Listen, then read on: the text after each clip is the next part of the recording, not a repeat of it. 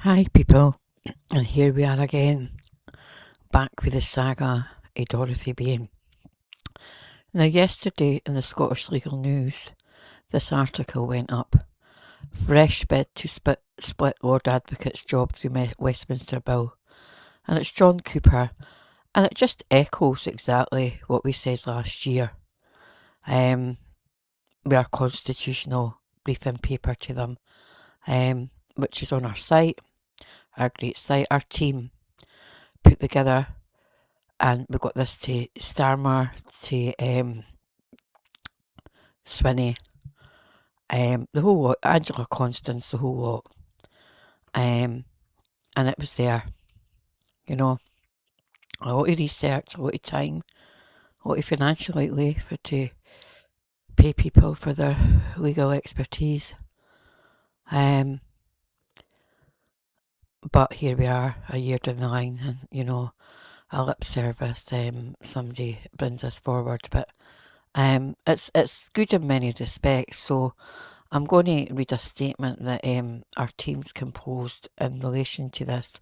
But before I do, here was one of the responses for the Scottish Government, and it took them about 8 or 10 weeks to respond. But it was just your bargain basement, response. It just basically didn't answer any questions, didn't answer any accountability. But what it does do, it just confirms that they knew about this for years. They knew about it for years, and we had to badger them for this guy's name, Malcolm Macmillan.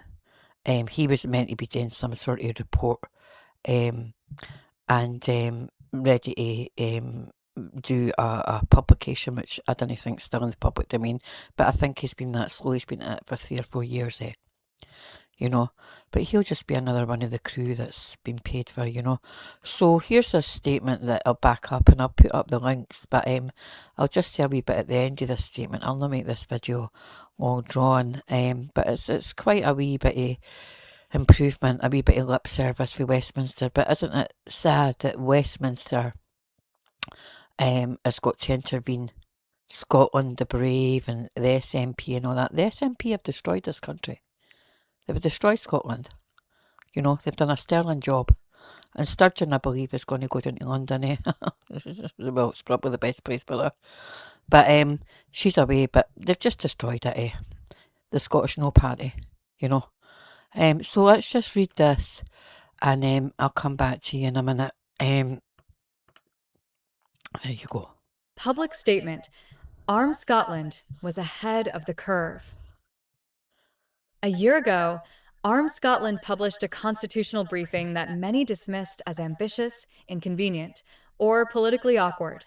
Today, Westminster is advancing the very reforms we called for, confirming that our analysis was not only correct, but ahead of the curve.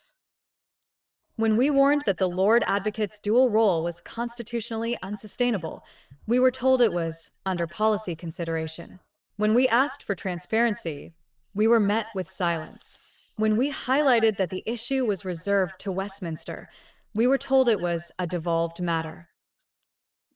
Yet now, a Westminster bill has been introduced to split the Lord Advocate's role, exactly the structural reform arm Scotland set out in 2025.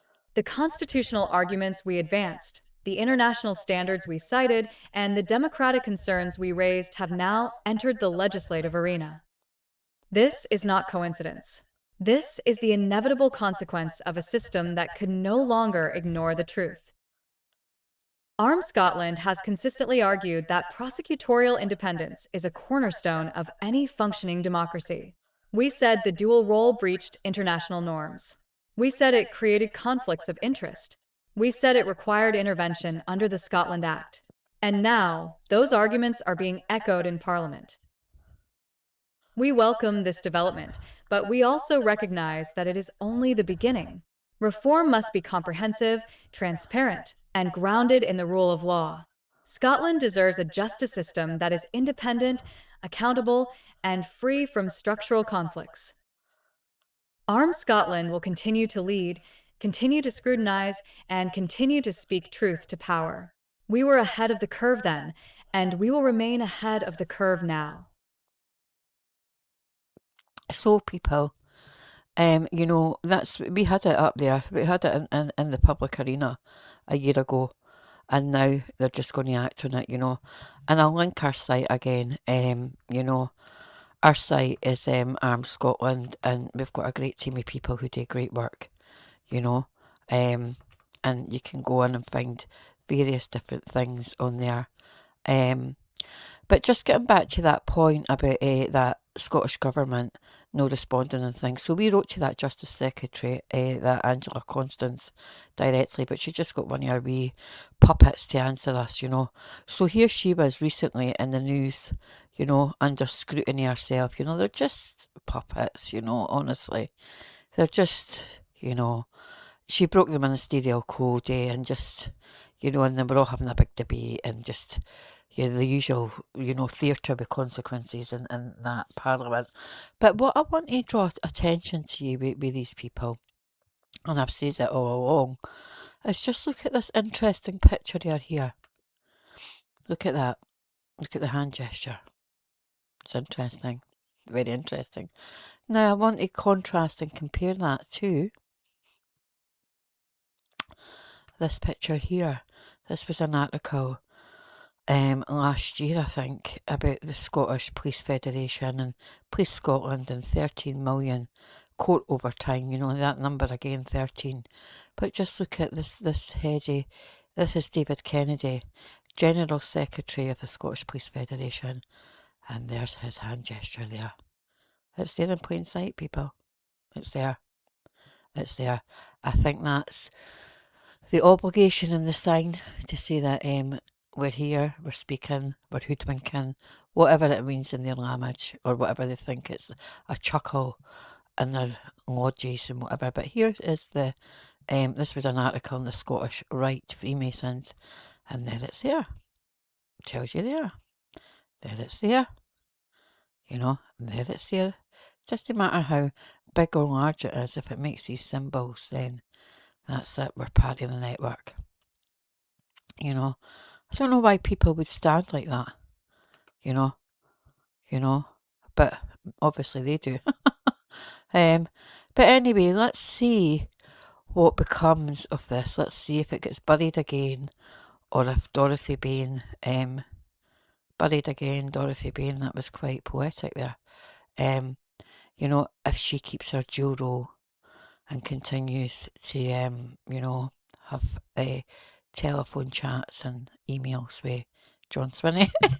I mean, it's just quite pathetic. But anyway, compromising people's rights to a fair trial and prejudicing their legal rights, etc. But there's always a picture upon a picture, or an obligation within an obligation that'll serve them quite well with that. So let's just see what happens, and then we can just update accordingly.